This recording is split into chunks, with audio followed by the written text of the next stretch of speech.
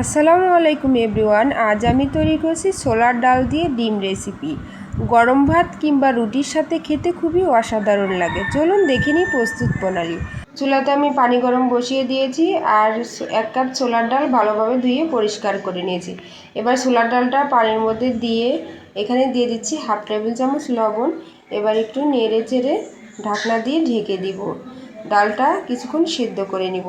ফিরছি কিছুক্ষণ পর, দেখুন ডালের পানিটা শুকিয়ে এসেছে আর ডালটাও ভালোভাবে সিদ্ধ হয়েছে। অবশ্য ডালটা 70 থেকে 80% সিদ্ধ করে নিতে হবে। চুলাতে কড়াই বসিয়ে তাতে দিয়ে দিলাম সয়াবিন তেল, দিলাম 1 চিমটি পরিমাণ লবণ আর হলুদের গুঁড়া। এবার আগে থেকে সেদ্ধ করে রাখা ডিম ভেজে নিব।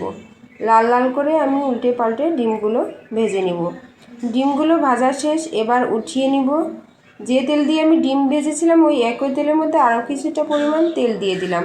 এবার দিয়ে দিচ্ছি তেজপাতা, দারচিনি, এলাচ এবং শুকনা মরিচ। এবার এগুলোকে একটু ভেজে নিব। দিয়ে দিচ্ছি পেঁয়াজ কুচি আর 10টি কাঁচামরিচের ফালি। এবার এগুলোকে আমি ভেজে নিব যতক্ষণ পর্যন্ত না সফট হয়ে আসে। এবার দিয়ে দিচ্ছি বাটা মশলা, পেঁয়াজ বাটা, আদা বাটা, রসুন বাটা এবং জিরা বাটা। দিয়ে দিচ্ছি সামান্য পরিমাণ মরিচের গুঁড়া, হলুদের গুঁড়া, স্বাদমতো লবণ। এবার আমি মশলাগুলোকে ভালোভাবে ভেজে নিব যাতে করে কোনো মশলার কাঁচা গন্ধ না থাকে। এ পর্যায়ে দিয়ে দিচ্ছি পানি দিয়ে আমি মশলাটা ভালোভাবে কষিয়ে নিব। আপনারা এই রেসিপিটি বাসায় একবার হলেও ট্রাই করে দেখবেন, খেতে কিন্তু দুর্দান্ত লাগে। আমার বাসার ছোট থেকে বড় সবাই এই রেসিপিটি খুবই পছন্দ করে। এখানে দিয়ে দিলাম আগে থেকে সেদ্ধ করে রাখা ছোলার ডাল। এবার মশলার সাথে আমি ভালোভাবে ডালটা মিশিয়ে নিব। ডালটা আমার ভালোভাবে মশলার সাথে মেশানো হয়ে গিয়েছে। এবার আমি দিয়ে দিচ্ছি পর্যাপ্ত পরিমাণে পানি।